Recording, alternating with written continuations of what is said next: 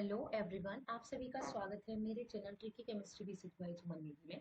तो आज हम पढ़ने जा रहे हैं नेक्स्ट टॉपिक, जिसका नाम है teaching and learning, planning, organising, leading and controlling. आप सभी को पता है कि हम उत्तराखंड एलटी 2024 के पेपर फर्स्ट के टीचिंग एप्टीट्यूड की यूनिट 3 के टॉपिक्स कर रहे हैं। ठीक है। और जो जो टॉपिक्स हो रहे हैं पॉसिबल हो रहे हैं, तो उसके एमसीक्यूज भी मैंने अभी तक कराए हुए हैं। लास्ट जो हमारा आया था वो फेज ऑफ टीचिंग पर आया था। प्रयास किया जा रहा है कि वीडियोस कंटिन्यू कर दूं, ज़्यादा नहीं भी हो पाए तो एक एक एक दिन का गैप लेके वीडियो में कंटिन्यू करूं और ये यूनिट कंप्लीट करा दूं। तो आप लोगों से रिक्वेस्ट है कि प्लीज़ वीडियो को शेयर कर दीजिएगा। मैं भी बहुत मेहनत करके रात को बैठ के ये वीडियोस बना रही हूँ। और वीडियो को लाइक जरूर कर दीजिएगा और कमेंट जरूर कीजिएगा, और वीडियो को स्टार्ट करते हैं। ठीक है। टीचिंग एंड लर्निंग जो शिक्षण की प्रक्रिया होती है, उसमें चाहे टीचर द्वारा पढ़ाया जाना हो या बच्चे द्वारा सीखा जाना हो, उनके बीच अंतर क्रिया हो, उसमें कुछ स्टेप्स होते हैं जो हमें फॉलो करने होते हैं। तो सबसे पहले स्टेप्स की बात करते हैं प्लानिंग। प्लानिंग को आपने फेज ऑफ टीचिंग में भी पढ़ा था कि इसे प्री एक्टिव फेज या पूर्व सक्रिय अवस्था कहते हैं, जिसमें प्लानिंग की जाती है टीचिंग और लर्निंग के लिए। ठीक है। Planning in teaching learning is essential for effective instruction and student success. अगर स्टूडेंट की आपको सक्सेस चाहिए और एक इफेक्टिव कम्युनिकेशन डेवलप करना है स्टूडेंट और टीचर्स के बीच, तो उसके लिए प्लानिंग करनी बहुत जरूरी होती है। ठीक है। जैसे कि हम कह सकते हैं कि a teacher might plan a lesson. मान लीजिए कोई टीचर है, ठीक है, वो फ्रैक्शन पढ़ा रहे हैं, बच्चों को भिन्नों के बारे में पढ़ा रहे हैं, तो किन विधियों से पढ़ाएगा, ठीक है, कौन कौन सी टेक्निक्स यूज करेगा, क्या क्या टीएलएम यूज करेगा, क्या क्या उदाहरण देगा, तो वो सारी चीजों की अगर मैं प्लानिंग हम पहले ही कर लेंगे, तो वो टीचिंग कैसी होती है, इफेक्टिव टीचिंग होती है। ठीक है। तो टीचिंग और लर्निंग को बेहतर बनाने के लिए प्लानिंग का जो ये फेज है, या एक जो हम अलग अलग स्टेप्स को फॉलो कर रहे हैं, जो उसमें पहला स्टेप है प्लानिंग, ये बहुत जरूरी है। इससे क्या होता है, जो लेसन प्लान हमारा रेडी होगा, जो टीचिंग लर्निंग होगी, वो बहुत ज्यादा इफेक्टिव होगी। तो कुछ पॉइंट्स हैं जो प्लानिंग के दौरान हमें करने होते हैं, तो वो है करिकुलम अलाइनमेंट। ये कह रहा है start by understanding curriculum requirement and objective, ensure that your teaching plan align with these goals. ठीक है। देखिए हम क्या करते हैं, नेक्स्ट पॉइंट जो आपको दिया है वो वही है। मैं उनको कंपाइल करते हुए, मतलब साथ में अरेंज करते हुए, मिक्स करते हुए पढ़ती हूँ। तो मैं सेकंड पॉइंट भी पढ़ देती हूँ, उसके बाद मैं आपको बताऊंगी इस चीज को। ठीक है। Identifying learning objectives, clearly define that what you want your student to learn by the end of lesson or unit. Learning objectives should be specific, measurable, achievable, relevant and time bound. ठीक है। तो ये कह रहा है कि planning की प्रक्रिया में एक बहुत ही इंपॉर्टेंट चरण होता है जिसे कहते हैं ऑब्जेक्टिव्स। तो हमें ऑब्जेक्टिव्स, हमें उद्देश्यों की पहचान करनी पड़ेगी, ऐसे उद्देश्य जो विशिष्ट होने चाहिए, इसके अलावा जिनको हम मेजर भी कर सकते हैं, माप सकें। इसके अलावा क्या उस बच्चे के लेवल के अकॉर्डिंग आपने ऑब्जेक्टिव्स बनाए हैं, क्या बच्चा उनको अचीव, वो जो आपने ऑब्जेक्टिव्स बनाए, क्या वो अचीव हो सकते हैं, प्राप्त हो सकते हैं। ऐसा नहीं कि आपने कह दिया कि भाई मैंने बच्चे को चंद्रयान में भेजना, पॉसिबल है नहीं है। तो ऑब्जेक्टिव्स हमें ऐसे बनाने हैं कि जो क्या है, प्रासंगिक हो। इसके अलावा जो टाइम लाइन है, अगर 45 मिनट्स का टाइम है, उसी में हमने वो ऑब्जेक्टिव पूरा करना है, तो समयबद्ध होना चाहिए, स्मार्ट होना चाहिए। तो उसी के अकॉर्डिंग हमें क्या करना है, करिकुलम बनाना है। जो ऊपर वाला है पाठ्यचर्या संरक्षण अलाइनमेंट, तो कहीं ना कहीं जो हमारे ऑब्जेक्टिव्स हैं, ऑब्जेक्टिव्स से मिल, जो हमने गोल बनाए हैं, जो ऑब्जेक्टिव बनाए हैं, जो हमें पढ़ाना है, उससे रिलेटेड हमने करिकुलम को भी उसी तरीके से अडॉप्ट करना है, करिकुलम को भी उसी तरीके से लेके चलना है कि हमारे ऑब्जेक्टिव्स जो है, गोल्स हैं, वो कंप्लीट हो जाए। ठीक है। तो नेक्स्ट है बच्चों असेसमेंट स्ट्रेटेजीज, मूल्यांकन रणनीतियां।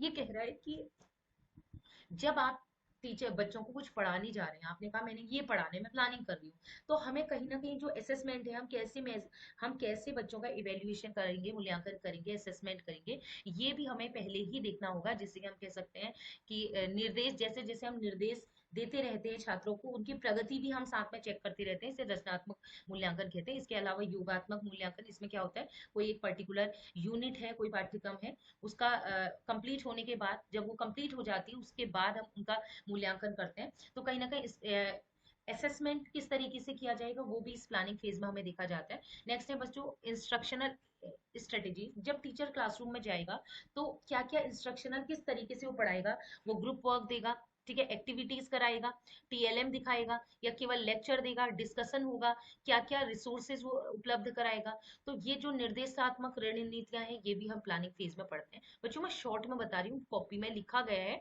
बट आपके पास टाइम भी कम है इसलिए मैं शॉर्ट में बता रही हूँ आपको। मैं इस वीडियो को पूरा देखेंगे, आपको पूरा वो करने की जरूरत नहीं होगी, मैं सब कुछ समझा रही हूँ इसमें। ठीक है, टीचिंग मेथड्स लिखी हुई है, देखिएगा। नेक्स्ट है बच्चों डिफरेंशिएशन। आपको पता है कि क्लासरूम में पढ़ने वाला हर एक बच्चे की एक स्पेसिफिक क्वालिटी है, हर बच्चा डिफरेंशिएटेड है, हर बच्चे की अपनी एक एबिलिटी होती है। ठीक है, हर एक बच्चे का अपनी कैपेबिलिटी है, इंटरेस्ट है। ठीक है, उसकी एबिलिटी के अकॉर्डिंग उसकी नीड है। हर बच्चा एक सा नहीं है, कोई बच्चा रिच होगा, कोई पुअर होगा, कोई बीमार हो सकता है, कोई मानसिक रूप से कमजोर हो सकता है, कोई डिसेबल हो सकता है ना। बहुत सारे बच्चे हमें डिफरेंशिएशन मिलते हैं क्लासरूम्स में। तो उनके अकॉर्डिंग हमें उनसे समायोजन करते हुए ऐसा प्लान करना है कि जो भी हम सिखाएं वो इफेक्टिव हो, वो सभी के लिए इफेक्टिव हो। नेक्स्ट है रिसोर्स एंड मटेरियल। रिसोर्स और मटेरियल की बात करें कि जब हम कोई टॉपिक पढ़ाने जा रहे हैं या कोई भी बच्चों को कोई चीज सिखाने जा रहे हैं, जो भी हमने ऑब्जेक्टिव सेट किए हैं, तो उससे रिलेटेड जो रिसोर्स और मटेरियल है वो उससे रिलेटेड होनी चाहिए। ये नहीं कि मैं पढ़ा रही हूँ आपको पर्यावरण के बारे में और टीएलएम में ले आई इंग्लिश का, तो पॉसिबल नहीं है। तो वो पाठ्य पुस्तक, लेख, वीडियो, इंटरेक्टिव उपकरण है, टीएलएम है, वो आपको यूज करना है रिसोर्स और मटेरियल जो कि आप लेसन के या टीचिंग के अप्रोप्रिएट हो। नेक्स्ट है सीक्वेंसिंग एंड टाइमिंग। देखिए हर चीज की एक सीक्वेंसिंग होती है। ठीक है, अनुक्रमण व समय। 45 मिनट का क्लास मिला है आपको, तो जो टॉपिक आप पढ़ाने जा रहे हैं अगर वो 45 नहीं, वो 1.5 या 2 घंटे का टॉपिक है, तो क्या पॉसिबल है वो हो पाना? नहीं होगा। तो आधा ही पढ़ा पाएंगे। तो जब एक कंप्लीट टॉपिक है वो आधा आज पढ़ोगे आधा कल, वो पॉसिबल नहीं है ना। तो आप उस तरीके से उसको अरेंज कीजिए, इस तरीके से प्लान करना है कि जो टाइम बाउंड, आपको एक टाइम बाउंड होता है हर टीचर का कि इस टाइम में आपको कंप्लीट करना है, तो टाइम के अकॉर्डिंग कंप्लीट हो जाए। और उसको इस तरीके से सीक्वेंस में जो आपके कंटेंट है, जैसे आप क्या करते हैं हमेशा जब भी कोई चीज पढ़ाते हैं आप डेफिनेशन पढ़ाते हैं, पहले उसका मीनिंग पढ़ाते हैं, किसका मीनिंग क्या है, फिर डेफिनेशन पढ़ाते हैं, फिर टाइप्स पढ़ाते हैं ना। तो हर चीज का सीक्वेंस है, तो इसलिए हर एक चीज जो अभी आप पढ़ाने जा रहे हैं, जो आपने ऑब्जेक्टिव सेट किए हैं उसके अकॉर्डिंग सीक्वेंसिंग होना चाहिए और टाइम से होना चाहिए। इसके अलावा क्लासरूम मैनेजमेंट, कहीं ना कहीं प्लानिंग की फेज में ये भी देखा जाता है कि कक्षा का माहौल कैसे होना चाहिए, क्या खिड़कियां खुली होनी चाहिए, प्रॉपर बेंच टेबल होने चाहिए, इसके अलावा वेंटिलेशन होना चाहिए, और बच्चों का बिहेव कैसा होना चाहिए, टीचर का बच्चों के साथ कैसा बिहेवियर होना चाहिए। ये सारी चीजें क्लासरूम मैनेजमेंट में आती हैं। इसके अलावा अगर कोई प्रॉब्लम क्रिएट हो गई, कोई चीज बच्चों को नहीं आ रहा, तो उसको कैसे मैंने सॉल्व करना है, तो वो भी इसी में आएगा। नेक्स्ट है बच्चों feedback and reflection. Feedback and reflection की बात करें तो इसमें क्या किया जाता है। ठीक है, आपको पता है आपने बच्चों को पढ़ाया और पढ़ाने के बाद क्या कर रहे हैं आप उसको, जब वो बच्चा सीख जाएगा आपका लेसन कंप्लीट, तो आप उसको फीडबैक देंगे, तो आप उससे क्वेश्चनिंग करेंगे। तो आपको किस तरीके से फीडबैक देना है कि वो स्वयं को पहचान पाए।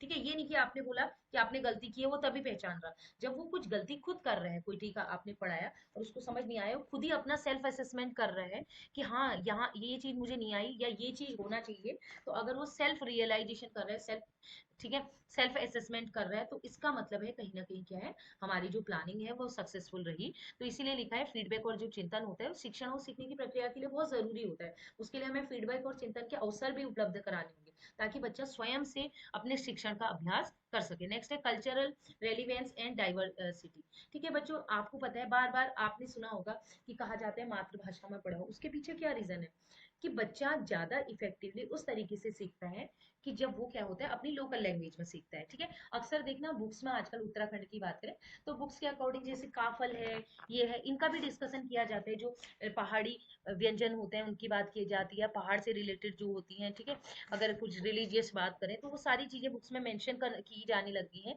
उसका रीजन है, इवन पहाड़ी में भी कुमाऊनी गढ़वाली में बुक्स आ रही है, उसका रीजन यही है कि कहीं ना कहीं जो भी आप पढ़ाने जा रहे हैं, अगर टीचिंग को इफेक्टिव करना है तो वो कल्चर से रिलेवेंट भी होना चाहिए। ठीक है, तो इसमें लिखा हुआ है सांस्कृतिक रूप से प्रासंगिक और समावेशी होना चाहिए, बच्चों को सम्मानजनक तरीके से सीखने का माहौल मिलना जरूरी है, और ताकि वो क्या हो, अलग अलग दृष्टिकोणों को एकीकृत कर सके। ठीक है, नेक्स्ट है कोलेबोरेशन एंड कम्युनिकेशन। देखिए बच्चों, बहुत जरूरी हो रही है प्लानिंग। आप इसीलिए प्लानिंग करते हैं, किस तरीके से प्लानिंग करनी है कि जब भी आप टीचिंग करने जा रहे हैं उसमें छात्रों के बीच पहले छात्रों को आपको अवसर उपलब्ध कराने।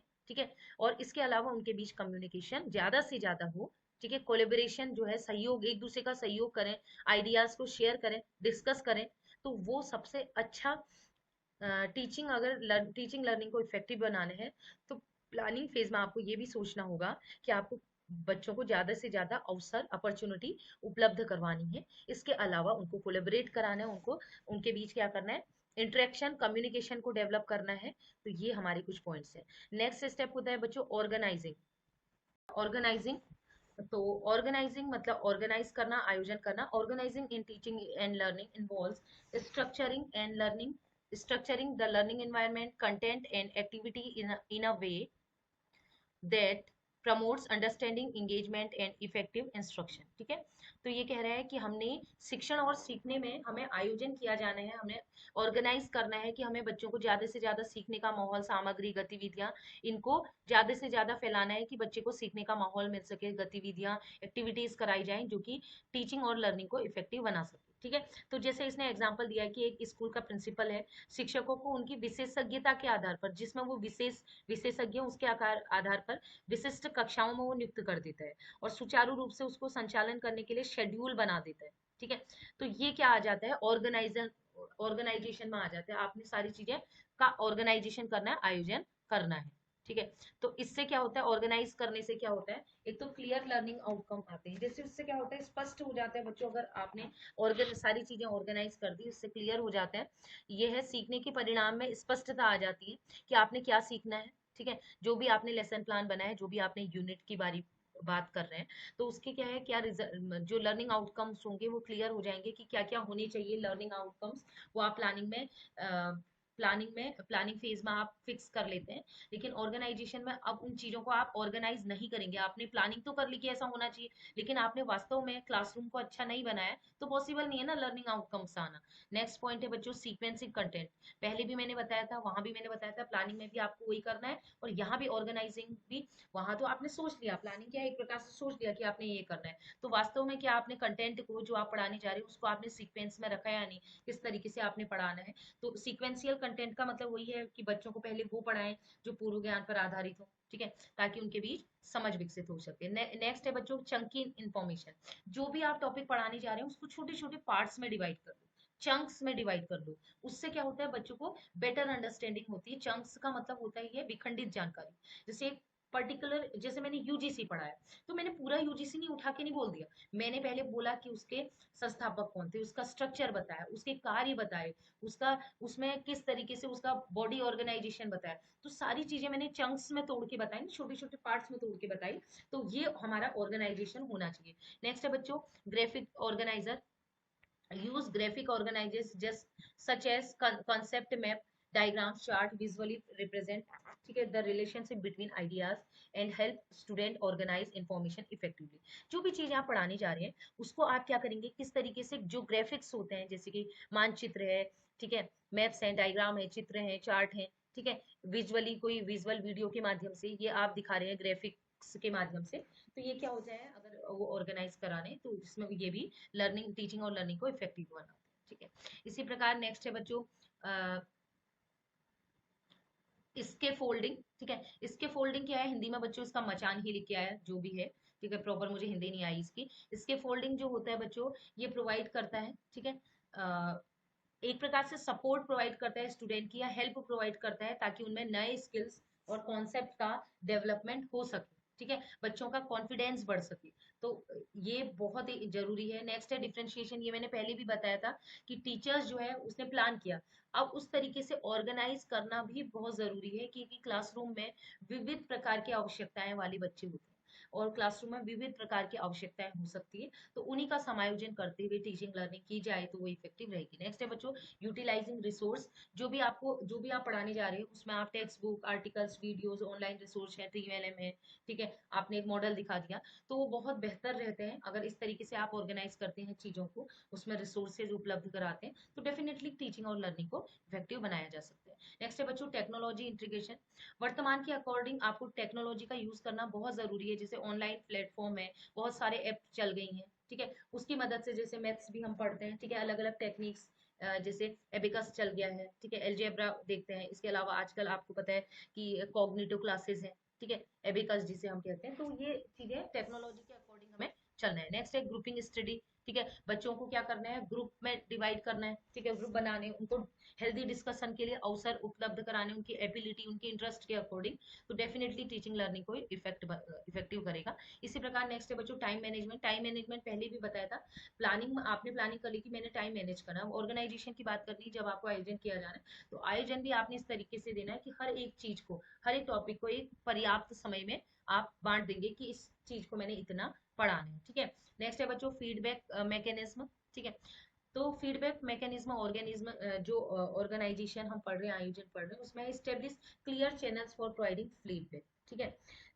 तो इसके लिए देखो बच्चों, अगर आपको बच्चों को ये देखना है कि उनको कितना आया कितना नहीं आया, तो उसके लिए भी हमें क्या है, एक कहीं ना कहीं क्लियर फीडबैक उपलब्ध कराने होंगे, कंस्ट्रक्टिव फीडबैक उत्पन्न कराना प्रदान कराने होंगे, ठीक है। ऐसे कंस्ट्रक्टिव फीडबैक जिससे क्या हो, बच्चों को मोटिवेशन मिले, वो और अच्छा कर सके, ठीक है, उसकी समझ विकसित हो सके, उसका डेवलपमेंट हो सके। तो ये सारे स्टेप जो हैं वो कहीं ना कहीं आयोजन या ऑर्गेनाइजेशन जब हमें करना होता है क्लासरूम्स में, उस समय ये हेल्पफुल होता है, ठीक है। नेक्स्ट है बच्चों लीडिंग। नेक्स्ट है बच्चों लीडिंग। लीडिंग क्या है, leading in teaching learning involves guiding and inspiring student to reach their full potential while fostering a positive and supportive learning environment, ठीक है। ये कह रहा है लीडिंग का मतलब अग्रणी। अगर आपने टीचिंग और लर्निंग को क्या करना है, लीड करना है, कहीं ना कहीं टीचिंग और लर्निंग को इफेक्टिव बनाना है, तो लीडिंग में क्या रहेगा, उन बच्चों को हमने गाइड करना है, इंस्पायर करना है, ताकि वो अपने पोटेंशियल तक पहुंच पाए। तो टीचर का काम एज अ लीडर भी होता है कि उनको लीड करे, बच्चों को रास्ता दिखाए, गाइड करे, इंस्पायर करे उनके लक्ष्य तक पहुंचने के लिए। तो वो क्या क्या कर सकता है उसके लिए, जैसे सेटिंग अ पॉजिटिव टोन, वो कहीं ना कहीं क्लासरूम में एक पॉजिटिव माहौल, देखिए देखिए ऐसा भी रहता है ना, हम बार बार कभी कभी नेगेटिव बोलते हैं बच्चों से, तो क्लासरूम ऐसा हो जाता है जैसे हम कहते हैं ऐसा करोगे तो ये नेगेटिव हो जाएगी, ये करोगे तो ये हो जाएगा। तो नेगेटिव की बजाय आप एक पॉजिटिव टोन डेवलप करें क्लासरूम में, ताकि उससे क्या हो, बच्चों के एक गाइडलाइन मिल सके, बच्चे इंस्पायर हो सकते, तो पॉजिटिव बोलेंगे, ठीक है, पॉजिटिव टोन डेवलप करेंगे तो डेफिनेटली एक क्या होगा, सीखने के लिए वो इफेक्टिव होगा, ठीक है, उनकी मानसिकता का भी विकास होगा। नेक्स्ट है बिल्डिंग रिलेशनशिप।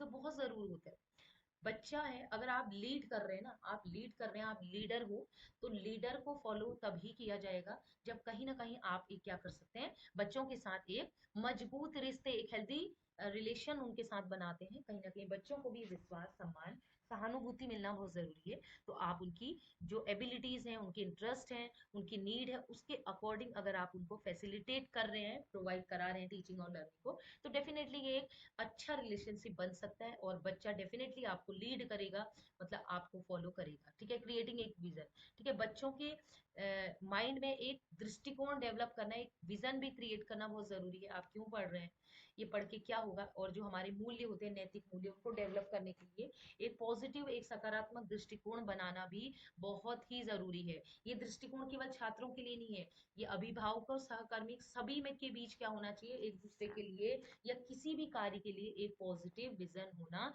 जरूरी है। अगर बच्चे के दिमाग में विजन नहीं है ना कि हम क्यों पढ़ रहे हैं, अगर उसने कोई नैतिक मूल्य वाली किताबें हम पढ़ रहे हैं, हम क्यों पढ़ रहे हैं, तो कोई फायदा नहीं, ठीक है। नेक्स्ट है इंस्पायरिंग एंगेजमेंट। ये मैंने पहले भी बताया था, कहीं ना कहीं आप टीचर जो है वो बच्चों को इंस्पायर करेगा, तो जो इंस्पायर करेगा तो वो बच्चों को एंगेज भी रखेगा, ठीक है, एंगेज भी रखेगा। नेक्स्ट है बच्चों एम्पावरिंग स्टूडेंट वॉइस, ठीक है। बच्चों को आपने क्या है, गोल्स सेट कर दिए कि मैंने बच्चों के ये सिखाना है, तो बच्चे को एनकरेज भी करना है कि वो अपनी आवाज उठा सके। वो क्या है, एम्पावरिंग स्टूडेंट वॉइस, टीचर ने लीड करना है, टीचर को अगर स्टूडेंट को कहीं ना कहीं लीडर बनाना है, लीडरशिप क्वालिटी डेवलप करना है, उसके लिए बहुत जरूरी है कि बच्चे क्या है, अपनी आवाज को पहुंचा सके, अपनी कैपेबिलिटी को दूसरे तक पहुंचा सके, अपनी एबिलिटी को दूसरे तक पहुंचा सके। तो वो पहुंचाने के लिए जरूरी है कि टीचिंग लर्निंग इफेक्टिव हो, ठीक है, टीचर एक सही मार्गदर्शन दे सके, ठीक है, इसके अलावा वो गाइड कर सके बच्चों को, ठीक है, हेल्प करे स्टूडेंट्स को। तो नेक्स्ट पॉइंट भी हमारा यही था। नेक्स्ट है बच्चों प्रमोटिंग कोलेबोरेशन। बार बार बोल रही हूँ कि कोलेबरेट होना बहुत जरूरी है, कोलेबोरेशन होना जरूरी है, सहयोग की भावना होना बहुत जरूरी है। बच्चों और टीचर एक टीम वर्क की तरह एक दूसरे के साथ हेल्प करें, स्टूडेंट है, एक दूसरे की हेल्प करें। तो कहीं ना कहीं क्या होता है, जब हम आइडियाज को शेयर करते हैं तो उससे हम क्या करते हैं, एक दूसरे से बहुत कुछ सीखते हैं। क्लासरूम में सारे बच्चे एक से नहीं होते, एक बहुत ज्यादा इफेक्टिव बच्चा है वो सब कुछ बता रहा है, हो सकता है दूसरा बच्चा कोई और चीज जानता हो। तो कहीं ना कहीं जब हम आइडियाज शेयर करते हैं तो ये क्या होता है, सहयोग की भावना विकसित करता है। इसके अलावा मॉडलिंग लाइफ लॉन्ग लर्निंग, ठीक है, आजीवन सीखने के लिए भी ये क्या होता है, बच्चों को क्या करता है, उत्साहित करता है। ठीक है, एक रोल मॉडल की तरह काम करता है टीचर उनके लिए। जैसे मैंने बताया था पहले भी कि बच्चे क्या करते हैं, अपने टीचर की ही बात को मतलब सही मानते हैं और किसी का नहीं सुनते, क्योंकि टीचर उनके लिए एक रोल मॉडल होता है। तो कहीं ना कहीं आपको क्या करना है, एक पॉजिटिव रोल मॉडल उनके लिए बनना है। ठीक है, ताकि वो क्या है, बच्चे उत्साहित हो सके आपसे सीखने के लिए। ठीक है, ठीक है। सेलिब्रेटिंग अचीवमेंट बहुत इंपॉर्टेंट है बच्चों। बच्चे जो भी कुछ सीख रहे हैं उसको क्या करो, सेलिब्रेट करो, जश्न मनाओ। छोटी छोटी उपलब्धियों से क्या होगा, अगर आप जश्न मनाएंगे, सेलिब्रेट करेंगे, बच्चे और भी ज्यादा मेहनत करेंगे, और भी ज्यादा वो मेहनत करेंगे, अपनी प्रतिभा और ज्यादा निखारेंगे कि हम और अच्छा करें। इवन मैं आपको बता रही हूँ, जब मैं खुद बच्ची थी, थोड़ा सा मेरी कोई तारीफ कर देगा या पॉजिटिव वर्ड मिल जाएगा, कुछ मिलेगा, तो मैं और मेहनत करना चाहती थी। जब हम कर रहे हैं तो डेफिनेटली आज भी ऐसा है, तो बच्चे क्यों नहीं करेंगे, है ना। तो अचीवमेंट को सेलिब्रेट करना बहुत जरूरी होता है, एक गुड लीडर की क्वालिटी है। नेक्स्ट है बच्चों, प्रमोटिंग इक्विटी इंक्लूजन। ये तो मैंने आपसे बोला ही है बार बार कि स्कूल में सारे बच्चे एक से हों। ये ये डिपेंड नहीं करता कि वो लड़का है लड़की है। ठीक है, वो दिव्यांग बच्चा है, ये मानसिक रूप से कमजोर बच्चा है, उससे जल्दी समझ नहीं आ रहा, तो आपको क्या करना है, एक ऐसा रूम बनाना है, एक ऐसा क्लासरूम आपने क्रिएट करना है कि इंक्लूसिव क्लासेस हो। मतलब सारे बच्चे एक समान, सारे बच्चों को एक समान अवसर मिलने चाहिए ताकि वो सीख सके। और लास्ट पॉइंट इसमें है कोलेबरेटिंग एंड कलीग्स। ठीक है, ये मैंने आपको बता ही दिया कि आपस में जो भी है, ठीक है, उनमें क्या होता है, कोलेबरेशन की भावना होनी जरूरी है। ठीक है, और एक दूसरे का वो सहयोग करें। ठीक है, नेक्स्ट नेक्स्ट है बच्चों, लास्ट हमारा टॉपिक है इसमें कंट्रोलिंग। तो लास्ट टॉपिक है बच्चों कंट्रोलिंग। टीचर का काम क्या होता है, टीचर का काम प्लानर था, टीचर का काम ऑर्गेनाइजर था, टीचर का काम क्या था, लीडिंग था, लीडिंग का भी काम है और बच्चों को सिखाना भी है। ठीक है, ऐसा नहीं कि ये सारे काम टीचर्स के हैं, बच्चों में वो डेवलप कर रहा है वो टीचर कर रहा है। और लास्ट है कंट्रोलिंग। अब जब भी हम कंट्रोलिंग की बात करते हैं तो हम कहते हैं टीचर ने कंट्रोल कर रहा है, तो वो बिल्कुल डिसिप्लिन, स्ट्रिक्ट डिसिप्लिन बना रहा है बच्चों को, मतलब एक प्रकार से एक अथॉरिटी की तरह काम कर रहा है कि बच्चों के ऊपर एक भय बनाए हुए है। लेकिन इसका मतलब ये नहीं है। कंट्रोलिंग का मतलब है कि बच्चों में क्या कमजोरी है, क्या बच्चा सीख पा रहा है, कितना, कहाँ पर बच्चा अच्छा कर रहा है, ये सारी चीजें इसी में हम पढ़ेंगे कंट्रोलिंग में। ठीक है, तो कंट्रोलिंग का मतलब कभी भी आप नेगेटिव नहीं लेंगे। जैसे कि इसने कहा है कि एक शिक्षक छात्रों में जैसे अ, उनको कितनी समझ है, अंडरस्टैंडिंग लेवल क्या है, क्या उसके वीक पॉइंट है, उसके अकॉर्डिंग क्या करता है। ठीक है, उनका मूल्यांकन करता है, तो इसको कहेंगे कंट्रोलिंग। कंट्रोलिंग का मतलब ये नहीं कि डिसिप्लिन स्ट्रिक्ट रहो, बच्चों को मारना है या उनको डांटना है। कंट्रोलिंग का नहीं है कि टीचर किस तरीके से बच्चों को कंट्रोल कर रहा है, उनके अचीवमेंट को कैसे बढ़ा रहा है, उसमें कैसा कंट्रोल है। ठीक है, उसको हम कंट्रोलिंग का नाम दे रहे हैं। तो मैं अगर आपको सिखा रहा हूँ कोई चीज, तो जैसे आप मेरे सामने होते, तो मैं आप लोगों को सिखा पा रही हूँ, उसके बाद मैं अच्छे से असेसमेंट कर ले रही हूँ किस तरीके से मूल्यांकन होना चाहिए, वैल्यूएशन होना चाहिए। तो तब उस पॉइंट को बोलेंगे कंट्रोल, कि मेरा कितना कंट्रोल है इवेल्युएशन पर, आपको सिखाने पर। ठीक है, ना कि डिसिप्लिन बनाने पर। तो पहला इसके लिए जरूरी है। ठीक है, टीचर्स क्या क्या कर सकता है कंट्रोलिंग के लिए। क्लासरूम मैनेजमेंट, देखो बच्चों, बच्चों को भी अगर आपने सिखाना है तो कहीं ना कहीं क्या है, क्लासरूम में जो भी प्रॉब्लम्स हैं, जैसे मैंने कहा कितनी बार ऐसे रूम होते हैं वहां धूप ही नहीं आती, अंदर वेंटिलेशन ही नहीं होता, तो ये सब चीजें हैं, पर्दे नहीं लगे हुए हैं, दरवाजों में सीलन है, ठीक है, दीवालों में सीलन है।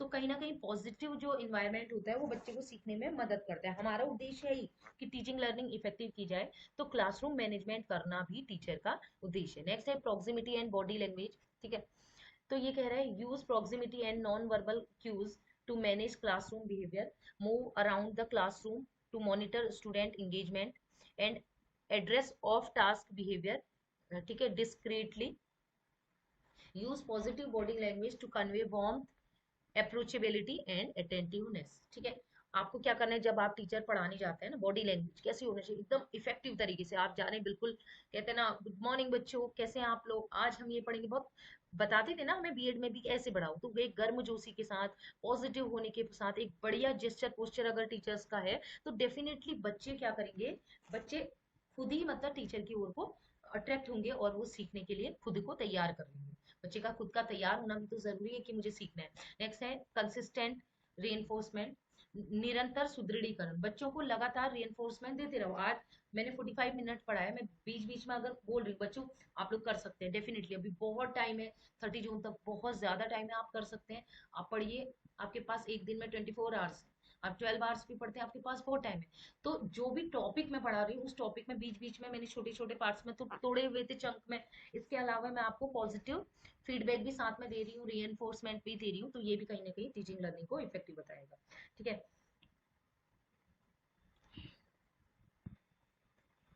नेक्स्ट है बच्चों टाइम मैनेजमेंट। टाइम मैनेजमेंट का बहुत बार मैंने कह दिया कि जो भी आप पढ़ाने जा रहे हैं, ठीक है, जिस भी टॉपिक को आप डिस्कस कर रहे हैं, चाहे आप नैतिक मूल्य मॉरल वैल्यू सिखाने जा रहे हैं, उसके लिए भी टाइम बाउंड होना बहुत जरूरी है। कि आप कोई चीज पढ़ा रहे हैं और वो था अनलिमिटेड और आप पढ़ाते रह गए, टाइम मैनेजमेंट आपने किया नहीं, तो वो भी पॉसिबल नहीं है ना। तो टाइम टीचिंग लर्निंग के लिए भी जरूरी है कि टाइम बाउंड होना बहुत जरूरी है, टाइम मैनेजमेंट का होना बहुत जरूरी है। नेक्स्ट है डिफरेंशिएशन इंस्ट्रक्शन।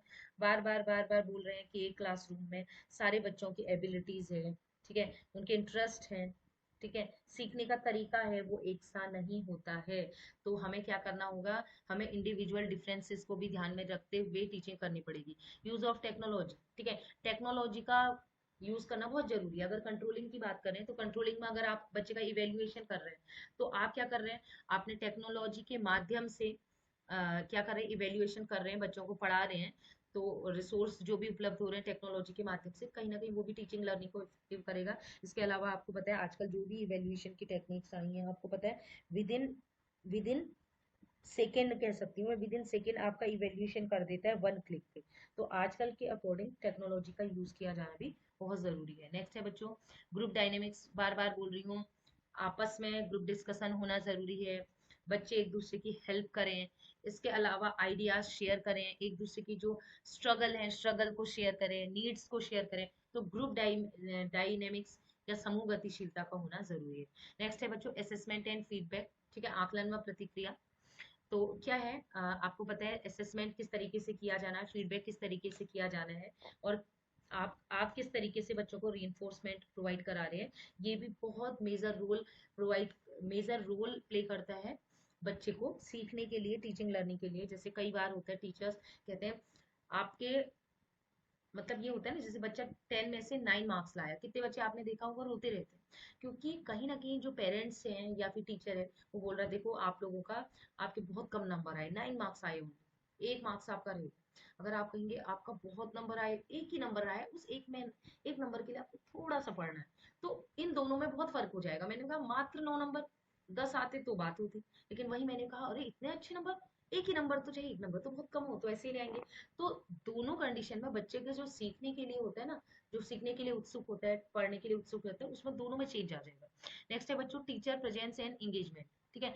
टीचर एक ऐसा, मतलब टीचर क्या है, जो बच्चों को क्या है, एक तो उनके साथ क्या हो सकता है, उनके साथ एक इमोशनली अटैच हो सकता है बच्चों के साथ, ठीक है, फ्रेंडली बिहेव के साथ। ऐसे इस तरीके से उसका क्या होना चाहिए, जेस्चर पोस्चर और बच्चों के साथ रिलेशन होना चाहिए कि बच्चे खुद सीखने को तैयार हो। और कहीं ना कहीं बच्चे जब खुद सीखने को तैयार होते हैं तो बच्चे क्या रहेंगे, इंगेज रहेंगे पढ़ाई में, कोई चीज सीखने प्रैक्टिकल करने में, ठीक है।